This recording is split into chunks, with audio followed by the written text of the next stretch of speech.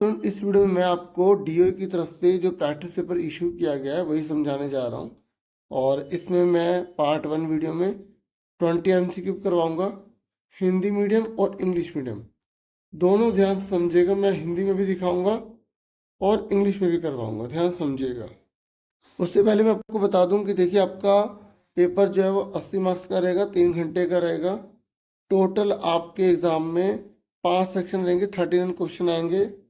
जो section A होगा ना, उसमें आपको 20 क्वेश्चन दिए जाएंगे, आप देख सकते हैं। ऑब्जेक्टिव होंगे, एमसीक्यू होंगे। फिर ऐसी आप आगे की देख सकते हैं कैसे कैसे दे रखे हैं। ठीक है, 2 मार्क्स वाले हैं, ठीक है। और ये 6 हैं क्वेश्चन। 3 मार्क्स वाले 7 हैं और 5 मार्क्स वाले 3 लॉन्ग क्वेश्चन हैं। और फिर 3 केस स्टडी भी आएंगी जो 4-4 मार्क्स की होंगी। तो पेपर काफ़ी लेंथी रहने वाला, आपको फटाफट करना होगा। तो मैं आपको सबसे पहले मैं इंग्लिश में बताऊंगा, एक क्वेश्चन इंग्लिश में, फिर उसी को हिंदी में दिखा के आपको समझाऊंगा। तो पहला क्वेश्चन है कि रदरफोर्ड ने जो स्कैटरिंग एक्सपेरिमेंट किया था वो फेल हो गया। देखो, एक्चुअल में बात ये थी कि हमने पुराने साइंटिस्ट देखे थे, उन्होंने क्या बोला था। रदरफोर्ड ने बोला था कि जो एटम होता है ना, उसमें जो जैसे तरबूज होता है ना, उसमें जो बीज होते हैं, बिल्कुल वैसे एटम में जो बीज है ना, वो इलेक्ट्रॉन है और बाकी हर जगह प्रोटॉन भरा हुआ है। तो रदरफोर्ड को ये लगा कि अगर मैं किसी मेटल की एटम को लूँगा तो वो स्कैटरिंग हो जाना चाहिए, क्योंकि उसमें हर जगह प्रोटॉन भरा हुआ है। ठीक है, तो यहाँ पर क्वेश्चन ये है कि रदरफोर्ड का स्कैटरिंग एक्सपेरिमेंट फेल क्यों हो गया। आपको ये पता होना चाहिए कि रदरफोर्ड ने गोल्ड फॉइल को लिया था और गोल्ड फॉइल पर उन्होंने हीलियम गैस को छोड़ा था, जिसे हम अल्फा पार्टिकल के नाम से जानते हैं। और हमने देखा था जब उन्होंने गोल्ड फॉइल पर अल्फा पार्टिकल्स छोड़े थे तो वहाँ पे स्कैटरिंग हुई नहीं थी, सारे के सारे बाहर निकल गए थे। बस 12,000 में से एक ही जो रे है वो वापस आई थी, बिल्कुल स्ट्रेट, है ना, जो 180 की जैसे हम कहते हैं। तो यहाँ पर इसलिए उनका एक्सपेरिमेंट फेल हो गया।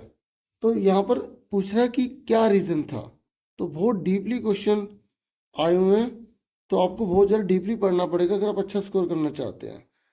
तो इसका आंसर मैं सीधा बताता हूँ, डी है। The impact parameter between the alpha particles source nucleus of the target is very large. ठीक है, यही रीज़न था, वो जो लार्ज था as compare to the nucleus to size, और न्यूक्लियस के साइज के मुकाबले ऑफ द न्यूक्लियस के। और इसी से उन्होंने निष्कर्ष निकाला कि भाई देखिए, जो प्रोटॉन है ना वो इस बिल्कुल यहाँ पाया जाएगा न्यूक्लियस के अंदर। और ये पैरामीटर उन्होंने पूरा इसकी जो बाउंड्री के बारे में उन्होंने बोला। ठीक है, ये देखो, ये लिखा है the nucleus of the target is very large as compare to the nucleus to the size of the nucleus. ठीक है ना, साइज उसका बहुत ज़्यादा छोटा था। तो इसलिए इसका आंसर क्या है, डी। अब इसे हिंदी में देखिए। देखिए हिंदी में, रदरफोर्ड प्रकीर्णन प्रयोग बहुत छोटे प्रकीर्णन कोणों के कारण असफल हो जाता है। क्यों? क्योंकि लक्ष्य के अल्फा कण स्रोत नाभिक के बीच प्रभाव, जो पैरामीटर नाभिक है, के आकार की तुलना में बहुत बड़ा था। ठीक है, तो मैंने इंग्लिश में एक बार समझा दिया, आप उसे सुन लेना। ठीक है, तो आपको पता लग जाएगा। मतलब ये जो अल्फा पार्टिकल्स है ना, ये बहुत ज़्यादा छोटा था। तो जिससे इसे टकराने के बाद ही वो वापस आ पाए और हल्का फुल्का ही स्कैटर हुआ। ठीक है ना, तो अब हम नेक्स्ट क्वेश्चन देखते हैं। नेक्स्ट देखिए, क्वेश्चन के और में पूछ रहा है कि जो अल्फा पार्टिकल्स है ना वो क्या है। H+ है, He+ है, He2+ है, या He है। देखो, यहाँ पर भी उन्होंने बहुत डीपली आपसे पूछ लिया, ठीक है, कि एक्चुअल में वो कौन है। देखिए, जो अल्फा पार्टिकल है वो हीलियम होते हैं, और हीलियम में कितने इलेक्ट्रॉन होते हैं, 2 होते हैं। तो उस हिसाब से इसका आंसर क्या आएगा, सी आ जाएगा। अब हिंदी में देख लो एक बार। तो देखिए, मैंने आपको ऑलरेडी बता दिया था कि अल्फा जो कण होते हैं वो क्या होते हैं, He2+ होते हैं। ठीक है, जो रदरफोर्ड ने इस्तेमाल किया था गोल्ड फॉइल पर पता लगाने के लिए कि एक्चुअल में जो पुराने जो साइंटिस्ट है उन्होंने जो बोला उसमें कितनी सच्चाई है। ठीक है, फिर आगे बढ़ते हैं नेक्स्ट क्वेश्चन पर। देखिए क्वेश्चन पहले इंग्लिश में देखिए। ये कह रहा है कि उषा जो है वो स्विम करती है 90 मीटर लॉन्ग पोल में। तो मान लेते हैं यहाँ से यहाँ तक 90 मीटर लॉन्ग पोल है। ठीक है, वह कवर करती है 180 मीटर इन 1 मिनट गोइंग आइदर वे। मतलब वो पहले इधर जाती है 90 मीटर, फिर 90 मीटर से वापस आ जाती है, तो 180 हो जाता है। तो ये कह रहा है कि एवरेज वेलोसिटी निकाली। देखिए आपको एवरेज वेलोसिटी का फॉर्मूला पता होना चाहिए। क्या होता है फॉर्मूला एवरेज वेलोसिटी का? एवरेज वेलोसिटी का फॉर्मूला होता है v प्लस यू अपॉन में 2। पर यहाँ पे तो हमें वेलोसिटी दे नहीं रखी, हमें यहाँ पर दे रखा है 180 मीटर। जो पहले वो 90 यहाँ गई फिर 90 वहाँ गई। वेलोसिटी का एक और फॉर्मूला होता है, मैं आपको बता दूं। फॉर्मूला होता है average velocity is equal to displacement. ठीक है, डिस्प्लेसमेंट समझ गए, अपॉन में टाइम। तो आपको पता होना चाहिए कि उसने क्या करा, पहले 90 मीटर यहाँ गई फिर वापस आ गई, तो डिस्प्लेसमेंट जीरो हो गया। जब हम उसी जगह पर वापस चले जाते हैं ना तो डिस्प्लेसमेंट जीरो हो जाता है। और टाइम जितना मर्जी हो 1 मिनट यानी कि 60 सेकेंड, तो जीरो आ गया। तो इसका आंसर क्या है? जीरो। ठीक है, अब हिंदी में देखिए। देखिए उषा ना 90 मीटर लंबे पूल में तैरती है। ठीक है, वह 1 मिनट में 180 मीटर की दूरी तय करती है। तो औसत वेग आपको पता लगाना है। देखो 90 मीटर बोल रहा है ना, तो वो क्या कर रही है ध्यान समझो।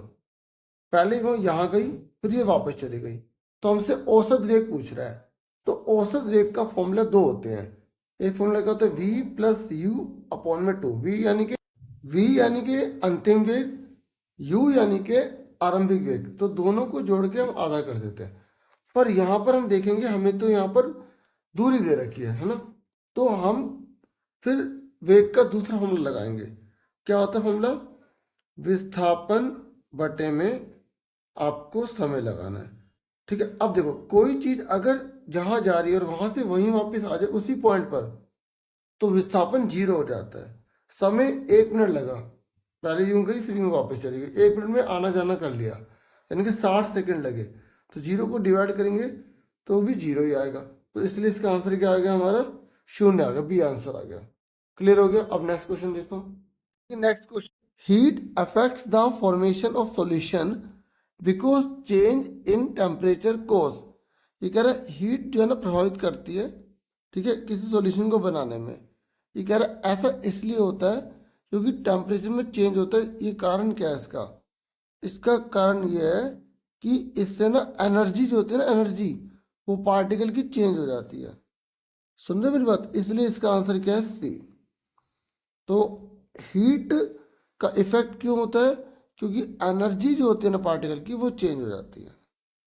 तो ये इसलिए बता रहा है कि heat affect the formation of solution because change in temperature cause change the energy of the particles. अब हिंदी में देखो, ये कह रहा है कि ऊष्मा विलयन के निर्माण को प्रभावित करती है। मतलब विलयन का निर्माण कैसे हो, जो चीज घोल के हम बना रहे हैं ना वो, और ऊष्मा क्योंकि तापमान परिवर्तन के कारण। क्यों? क्योंकि कणों की ऊर्जा में परिवर्तन होता है। देखो जब तापमान बदलेगा ना तो जो कण होंगे उनकी ऊर्जा में बदलाव आएगा, और जिसकी वजह से क्या होगा? विलयन के निर्माण की प्रक्रिया प्रभावित होगी। जैसे आप चाय बना रहे हो, कुछ और बना रहे हो, तो उसमें मेन क्या है कि जो उनके कण है ना उनकी ऊर्जा में बदलाव आ जाता है, जिसकी वजह से निर्माण जो भी बन रहा है वो प्रभावित हो जाता है। ठीक है, तो ये कह रहा था कि जल कणों का आकार बढ़ जाता है। ऐसा कुछ नहीं है, जल के कणों का आकार बदल जाता नहीं। कणों के बीच अंतर आणविक रिक्त स्थान कम हो जाता है, नहीं नहीं नहीं।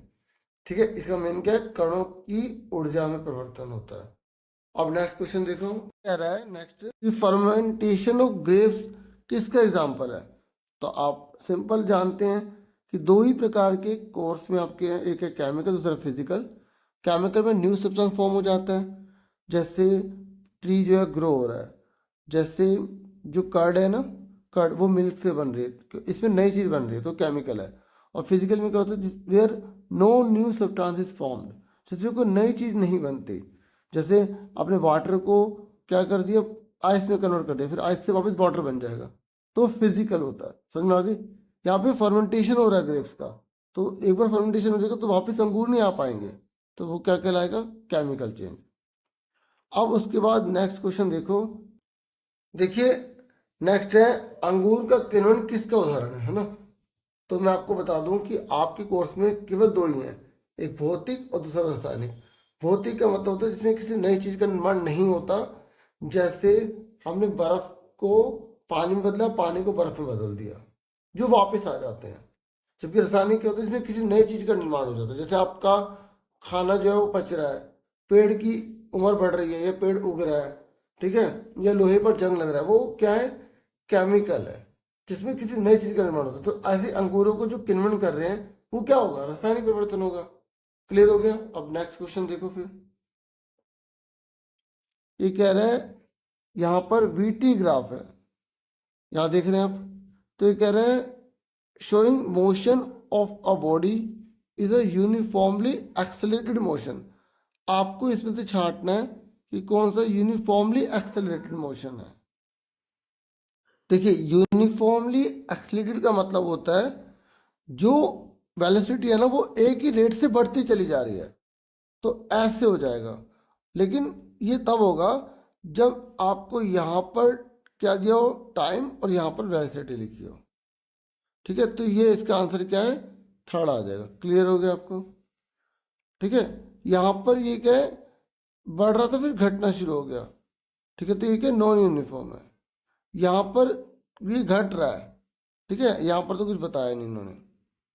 समझ में आ गई? ये यूनिफॉर्मली एक्सेलेटेड है, और एक इसका मतलब ये है कि ऐसी फिगर वाला क्वेश्चन एग्जाम में आने ही आना है।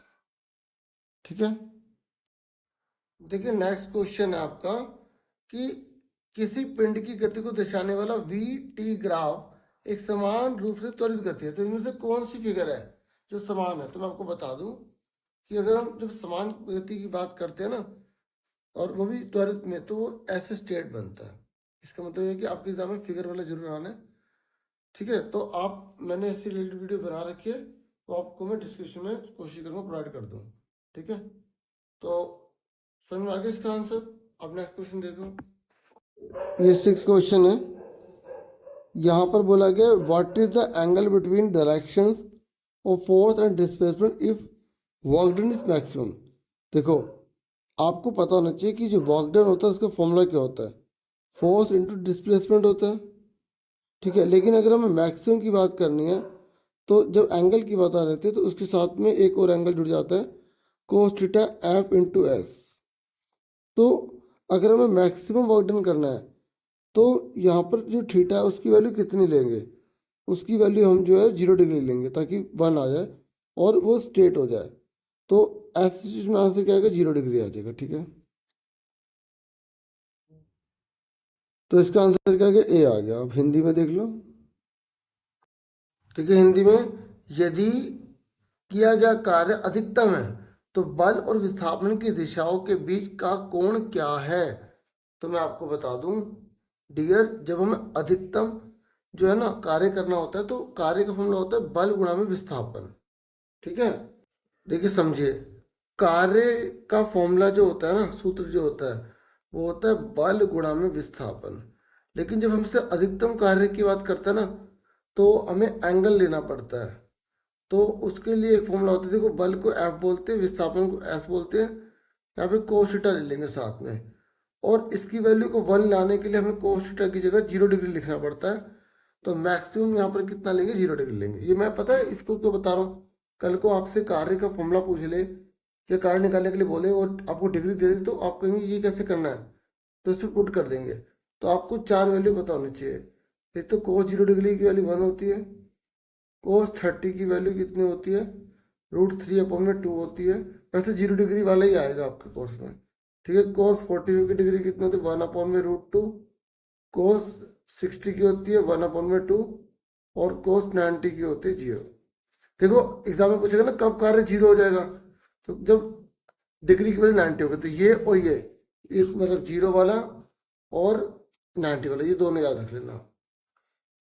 ठीक है, अब नेक्स्ट क्वेश्चन देखो कि हमसे अगला क्वेश्चन पूछा गया है कि मास रेशियो क्या होगी कि अगर हमें NH3 दे रखा है, देखो मैं आपको बता दूं, वैसे इसका नाम अगर नहीं पता तो भी कोई बात नहीं, अमोनिया बोलते हैं, ठीक है। तो हमसे यहाँ पर मास रेशियो पूछी गई है, तो आपको पता होना चाहिए कि एन का कितना मास होता है। तो आपने टेबल याद की होगी ना, हाइड्रोजन हीलियम लिथियम वाली, तो उसमें मास नंबर आपको पता होना चाहिए। कैसे निकालते हैं? न्यूट्रॉन को आपको क्या करना है, या तो प्रोटॉन से जोड़ दो या इलेक्ट्रॉन से जोड़ दो, उससे का जो टोटल है वो मास नंबर होगा। तो थर्ड चैप्टर में कुछ आपको मास नंबर दे के वो याद कर लो, उसी में से देंगे, ठीक है। तो नाइट्रोजन का मास कितना होता है? 14 होता है। और हाइड्रोजन का कितना होता है? 1 होता है, नीचे 3 लिखा है तो 3 से मल्टीप्लाई कर दो, 3 बन जा 3, तो 14:3 आ गया आंसर, ये भी आ गया आंसर, ठीक है। अब देखिए 7वां जो क्वेश्चन है ना, यहाँ पर बोला गया कि जो अमोनिया है ना, उसमें एन और एच का द्रव्यमान का अनुपात आपको निकालना है। तो आप कैसे करेंगे? आपको पता होना चाहिए कि एन में 14 होते हैं और हाइड्रोजन में जो होता है वो 1 होता है। तो 1 को 3 से मल्टीप्लाई करेंगे तो 3 एकम 3 आ जाएगा, तो 14:3 आ जाएगा, ठीक है। ये हमारा आंसर आ जाएगा, ठीक है। इंग्लिश में भी आप देख सकते हैं, मैंने दिखा दिया था।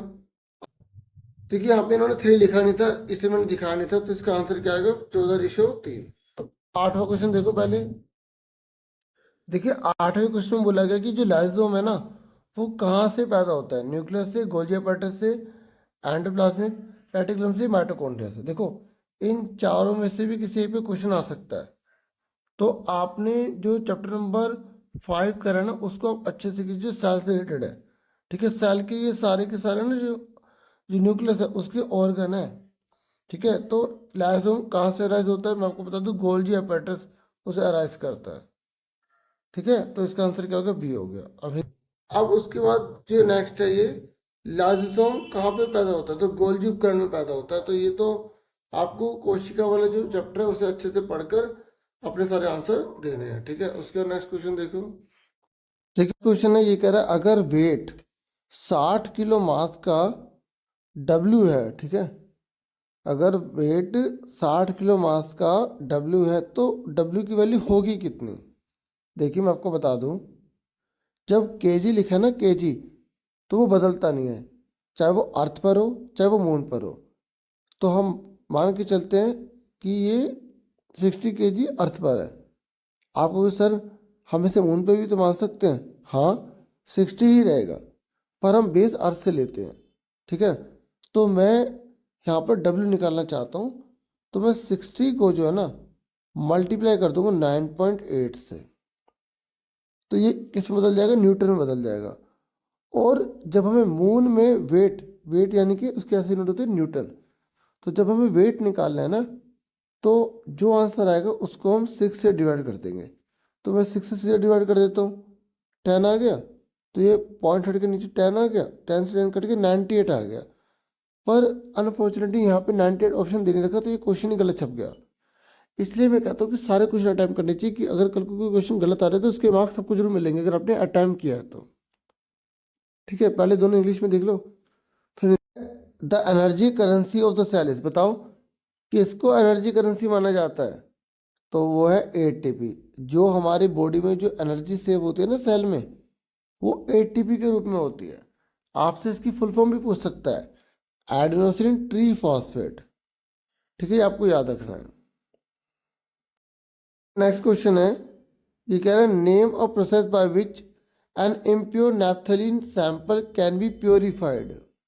देखिए नैप्थलीन के सैंपल को अगर में प्योरीफाइड करना होता है तो सब्लिमेशन यूज किया जाता है। पता है सब्लिमेशन किसे कहते हैं? जब कोई चीज डायरेक्टली सॉलिड से गैस में कन्वर्ट हो जाती है, ठीक है, without coming into liquid state. तो जैसे कैम्फर आपने देखा होगा ना, नैप्थलीन की बोल देखी होगी, वो सब्लिमेशन का ही एग्जाम्पल है, समझिएगा। 12th क्वेश्चन में क्या कह रहा है? ये कह रहा है atoms of the same element may have different masses. यहाँ पे हमें बोला इनकरेक्ट स्टेटमेंट पता लगानी है।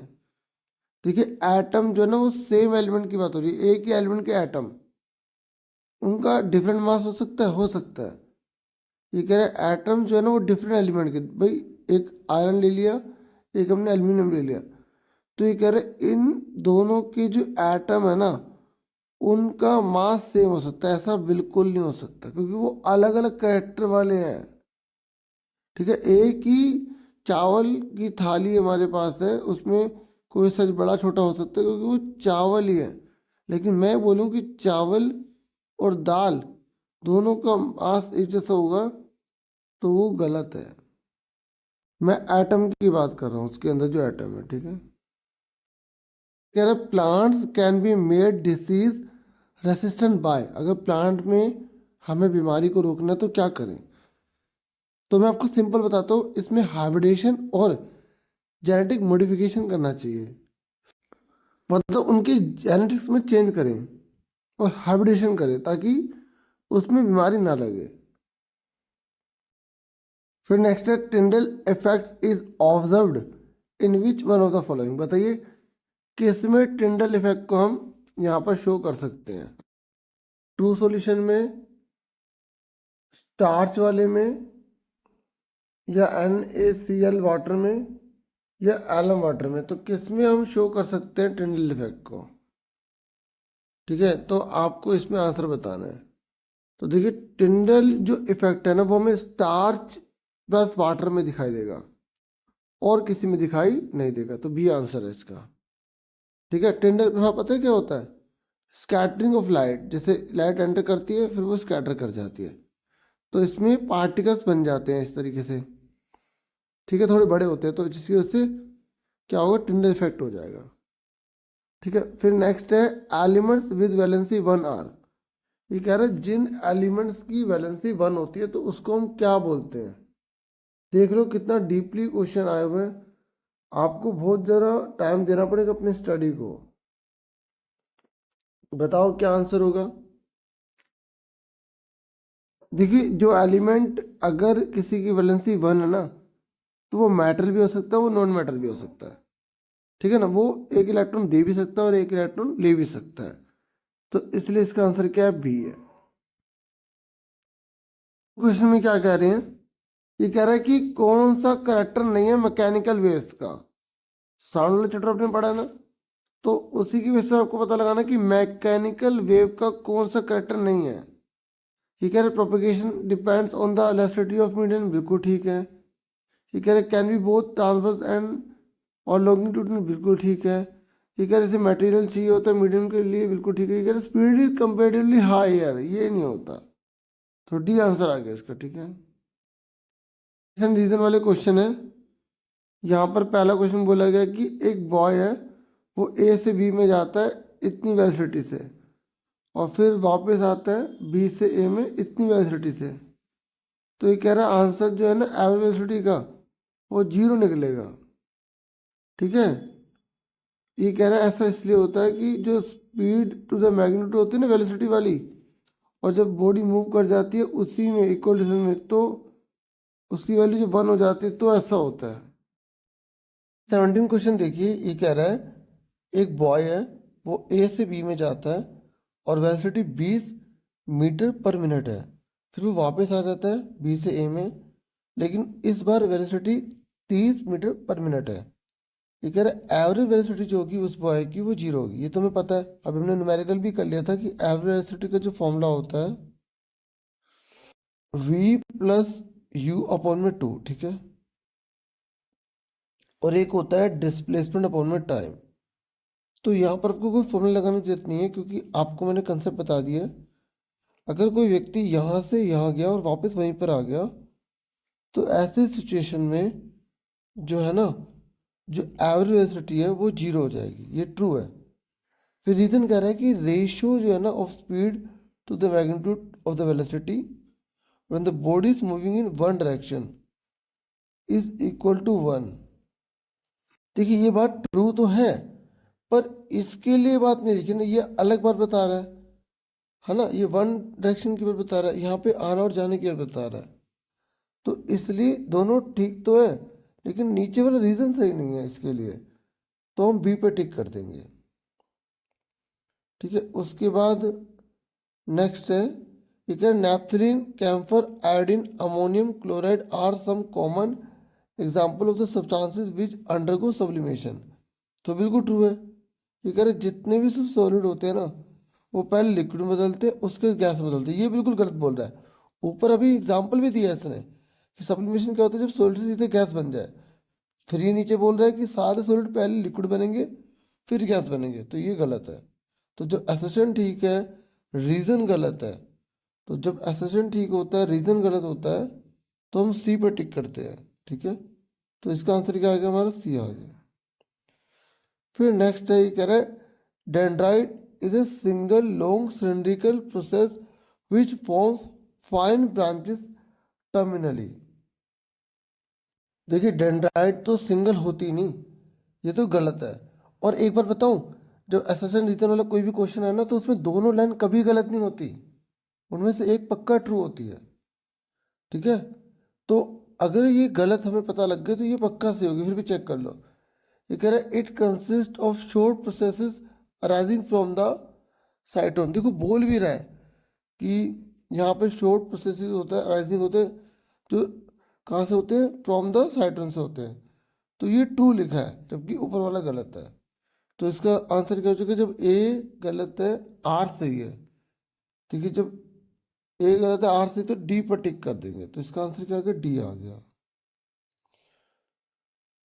फिर ये जो क्वेश्चन है ना, यहाँ पर बोला नोबेल गैसेज जो है ना उसकी वैलेंसी जीरो होती है, ये बिल्कुल ट्रू है। ठीक है, जो नोबेल गैसेज है ना उसमें 8 वैलेंस इलेक्ट्रॉन होते हैं। ठीक है, हीलियम में ऐसा नहीं होता। आप बुक में जो चैप्टर 4 है ना, उसमें पूरी टेबल दे के हाइड्रोजन हीलियम लिथियम वाली, तो उस पर आप देखो, जिसके बाहर वाले कक्ष पूरी तरह भरे होते हैं ना, उसको हम नोबेल गैस कहते हैं। लेकिन हीलियम के बाहर वाले कक्ष में केवल 2 ही होते हैं, तो उसमें तो 8 नहीं होते, इसलिए ये गलत माना जाएगा। तो जब ए सही है आर गलत है, तो हम किस पर टिक करते हैं, हम सी पर टिक करते हैं। ठीक है, तो इसका आंसर क्या है, सी है। नाइन क्वेश्चन देखो, यदि चंद्रमा पर 60 किलो द्रव्यमान का भार डब्ल्यू है, तो डब्ल्यू की वैल्यू कितनी होगी। देखिए मैं आपको बता दूं, किलोग्राम जो है ना बदलता नहीं है, जो केजी होता है ना वो बदलता नहीं है। तो 60 केजी कहीं पर भी हो, मून पर हो, अर्थ पर हो, वो सब एक जैसा होगा। तो हम मान लेते हैं धरती पर है, तो धरती पर हम इसका भार निकालेंगे, भार निकालने के लिए 9.8 से मल्टीप्लाई करेंगे। अब भार बन गया। अगर मुझे चंद्रमा पर भार निकालना है, तो मुझे इसे 6 से भाग करना पड़ेगा। ठीक है, तो 10 इसको मल्टीप्लाई करेंगे तो 98 आएगा। तो ये हमें ऑप्शन ही यहाँ पे गलत दे रखे थे। ठीक है, यहाँ पे 98 आना था, इन्होंने यहाँ पे गलत छाप दिया। अब नेक्स्ट है कोशिका की ऊर्जा, मतलब कोशिका की ऊर्जा है वो किस में होती है, तो वो एटीपी के रूप में होती है, एडेनोसिन ट्रीफॉस्फेट के रूप में। फिर नेक्स्ट है उस प्रक्रिया का नाम बताइए जिसके द्वारा अशुद्ध नैफ्थलीन नमूने को शुद्ध किया जाता है, तो वो होता है ऊर्ध्वपातन। आपको पता होना चाहिए कि जब कुछ सीधा ठोस से गैस बन जाती है ना, उस प्रक्रिया को ऊर्ध्वपातन कहते हैं। फिर अगर आपको गलत कथन को पहचानना है, अगर एक ही तत्व के परमाणुओं को द्रव्यमान भिन्न हो सकता है, बिल्कुल ठीक है। अगर विभिन्न तत्वों के परमाणु का द्रव्यमान समान हो सकता है। देखो अगर अलग अलग तत्व है ना, तो उनके परमाणु का द्रव्यमान समान नहीं हो सकता। यह ध्यान समझने वाली बात है, अलग अलग तत्वों की बात कर रहा है, इसलिए इसका आंसर बी हो जाएगा। देखिए नेक्स्ट क्वेश्चन है, पौधों को रोग प्रतिरोधी बनाया जा सकता है, मतलब पौधे जो है ना बीमार ना पड़े, तो हमें ऐसा करने के लिए संकरण और अनुवांशिक संशोधन करने पड़ेंगे। तो इसका आंसर ए है। ठीक है, फिर नेक्स्ट है, इसको टाइंडल लिखे टिंडल है। ठीक है, टिंडल प्रभाव निम्नलिखित में से किस में देखा जाता है। ठीक है, स्टार्च और पानी में देखा जा सकता है। पता है टिंडल प्रभाव क्या होता है, टिंडल प्रभाव में क्या होता है, जो प्रकाश होता है ना वो जब एंटर करता है तो वो फैलने लग जाता है। ठीक है, तो आपको ये पता होना चाहिए कि टिंडल प्रभाव किस में बनता है। देखिए आपको पता होगा समांगी मिश्रण क्या होता है, विषमांगी क्या होता है, पढ़ा है ना आपने। तो आपको ये भी पता होना चाहिए कि एक विलेन होता है, एक निलंबन होता है, और एक कोलाइडल होता है ना। तो जो विलियन होता है ना, विलियन, इसमें खास बात यह है डियर कि इसमें किसी प्रकार का कोई टिंडल प्रभाव होता ही नहीं है। ठीक है, और जो निलंबन होता है ना, निलंबन, निलंबन में क्या होता है, जब तक जैसे मिट्टी घोल रहे हैं, तो मिट्टी जब तक इसमें घुली रहेगी ना, ऊपर रहेगी, तब तक टिंडल प्रभाव होगा। लेकिन जब मिट्टी नीचे बैठ जाएगी तो टिंडल प्रभाव होना बंद हो जाएगा। तो आपको ये याद रखना है, अगर वो पूछेगा क्या निलंबन में टेंडर प्रभाव होता है, बोलोगे जब तक मिट्टी ऊपर है तब तक तो टेंडर प्रभाव होगा, मतलब प्रकाश फैलेगा। लेकिन जैसे मिट्टी नीचे बैठ जाएगी टेंडर प्रभाव नहीं होगा। इसमें भी नहीं होता टेंडर प्रभाव, इसमें होता भी और नहीं भी होता। ठीक है, रीजन समझ आ गया। फिर है कोलाइडल। कोलाइडल में आप बताओगे कि इसमें होता ही होता है। तो यहाँ पर कोलाइडल का कौन सा एग्जाम्पल है, स्टार्च और पानी। ठीक है, तो इसका टेंडर प्रभाव होगा ही होगा। ठीक है, जैसे दूध है ना, उसमें जो वाइट रंग है वो नीचे बैठता है नहीं ना, तो वो कोलाइडल है। ठीक है, संयोजकता एक वाला क्या होगा तत्व, धातु होगा या अधातु होगा। देखो जो एक है ना संयोजकता, तो वो इलेक्ट्रॉन दे भी सकता है और ले भी सकता है, इसलिए वो धातु भी हो सकता है और गैर धातु यानी कि अधातु भी हो सकता है। ठीक है, निम्नलिखित में से कौन यांत्रिक तरंगों का गुण नहीं है। तो यांत्रिक तरंगों की कौन सी बात नहीं होती है, ये लिख रहा है गति तुलनात्मक रूप से अधिक होती है, ये बात नहीं होगी इसमें। बाकी सारी बात ठीक है कि अनुपस्थिति अनुदैर्ध्य दोनों हो सकता है, एक भौतिक माध्यम की आवश्यकता होती है, वो तो चाहिए चाहिए। देखो ध्वनि को अगर आगे बढ़ना है ना, उसे माध्यम चाहिए। ध्वनि बिना मीडियम के नहीं जा सकती। आपने देखा भी होगा प्रैक्टिकल उसमें करा रखा है, बैल जो है ना थोड़ी देर बाद आना बंद हो जाती है एक जार के अंदर। तो इससे प्रूव होता है कि ध्वनि को माध्यम चाहिए। तो इसका आंसर क्या है, डी। फिर अब ना एसेशन रीजन वाले क्वेश्चन है, तो आपको पता होगा इन्हें कैसे करते हैं, तो आप ध्यान समझिए, मैं समझा देता हूँ। देखो ये कह रहा है एक लड़का 20 मीटर प्रति मिनट के वेग से ए से बी तक जाता है और बी से वापस आ जाता है। मैंने अभी आपको समझाया था कि अगर कोई व्यक्ति ए से बी जा रहा है फिर बी से वापस उसी जगह पर आ रहा है, तो वेग क्या होगा, जीरो हो जाएगा।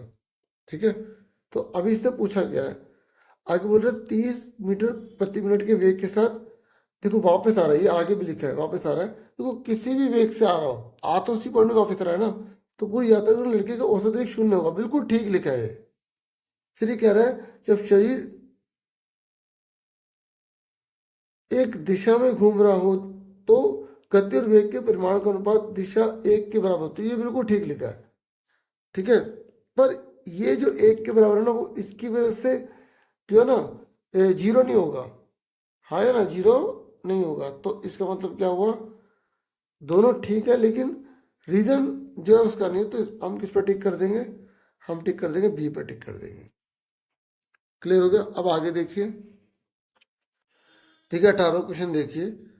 ये कह रहा है कि naphthalene, Kapoor, iodine, ammonium chloride कुछ सामान्य हैं उन पदार्थों के उदाहरण है जो उत्पादन से गुजरते हैं। तो ये बिल्कुल ठीक लिखा है। ये कह रहे गर्म करने पर सभी ठोस पहले तरल पदार्थ में और फिर गैस में परिवर्तित हो जाते हैं। देखिए ये गलत बोल रहा है।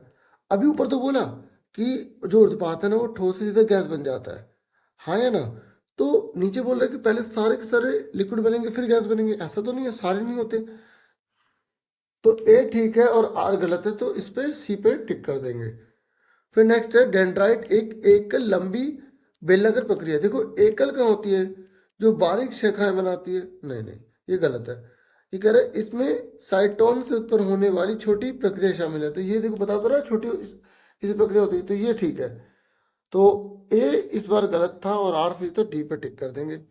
फिर देखिए 20 क्वेश्चन देखिए, ये कह रहा है उत्कृष्ट गैसों के लिए संयोजकता 0 है। ये बिल्कुल ठीक है, आपने फोर्थ चैप्टर पढ़ा होगा, उसके अंदर ये एग्जाम्पल दे भी रखे हैं, हीलियम है, उसके बाद आर्गन है ना। ये कह रहा है कि उस गैसों में 8 संयुक्ता इलेक्ट्रॉन होते हैं, मतलब बाहर वाले जो कक्षन है उसमें 8 होते हैं। देखो हीलियम में तो 8 नहीं होते, तो इसका मतलब ए ठीक है आर गलत है, तो सी आंसर हो जाएगा। क्लियर हो गया।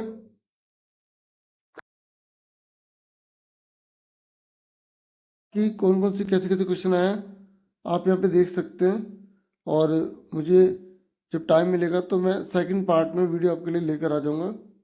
ठीक है, होप जो मैंने अभी आपको क्वेश्चन 20 तक करवाए हैं ये आपके लिए काफ़ी हेल्पफुल होंगे और आपको आइडिया लग जाएगा कि पेपर में कैसे कैसे क्वेश्चन इस बार रह सकते हैं। ठीक है, और खूब मन लगा के पढ़ाई कीजिए और ये सारे क्वेश्चन अच्छे से देख लीजिए, इसके आसपास के क्वेश्चन की प्रैक्टिस जरूर कर लीजिएगा ताकि आप अच्छा स्कोर कर पाएँ।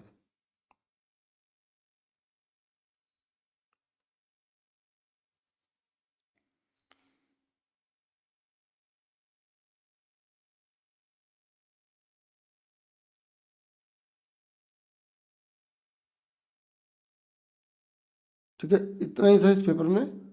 अब मैं हिंदी में इसे दिखा देता हूँ। अब देखिए आगे के जो क्वेश्चन है ना वो आप देख लीजिए हिंदी इंग्लिश दोनों में। ठीक है, मैंने हिंदी में अब आपको दिखा रहा हूँ, आप इनकी तैयारी कर लीजिएगा, ठीक है, निकाल कर। बाकी अगर मुझे समय मिलेगा तो मैं आपके लिए जो है क्वेश्चन के आंसर ले आऊँगा, ठीक है। तब तक आप प्रैक्टिस कर लीजिए सारे क्वेश्चन।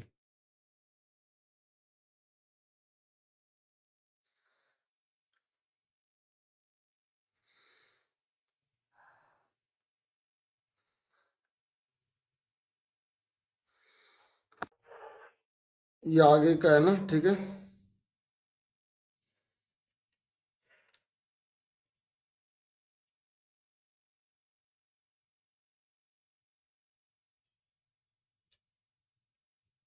यहाँ से ना इंग्लिश में देख लेना, इसमें जो फिगर बनी है ना।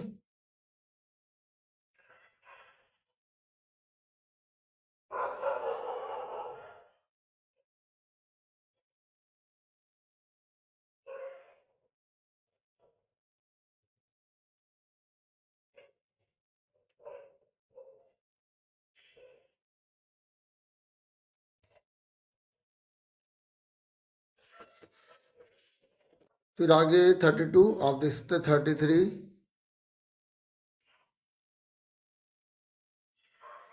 34, 35। प्रैक्टिस अच्छे से कर लीजिएगा, ठीक है।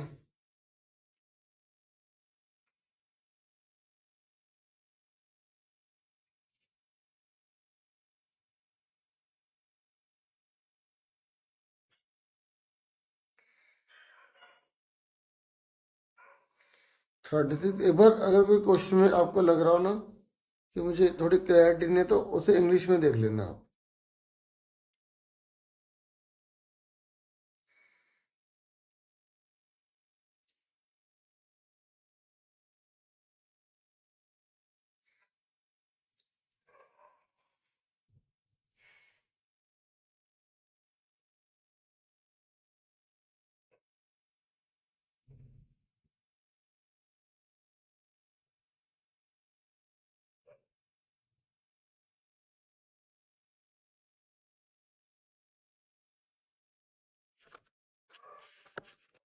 ठीक है, अब आगे का और देख लीजिए।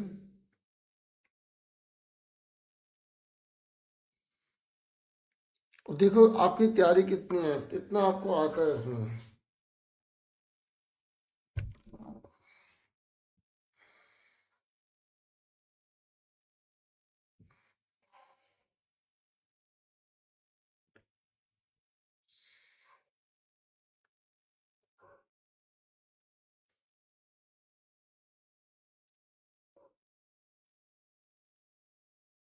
पैसेज वगैरह ना तो आपको अच्छे से करने हैं इसमें।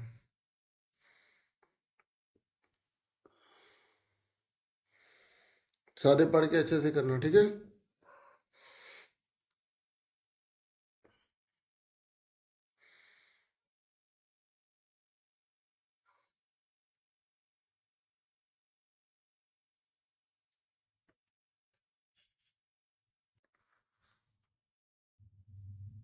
लास्ट है, ठीक है। वीडियो को लाइक, चैनल को सब्सक्राइब जरूर कर देना, बहुत मेहनत से बनाता हूँ आप सबके लिए वीडियोस, ठीक है। Thank you for watching and listening carefully. Take care, students.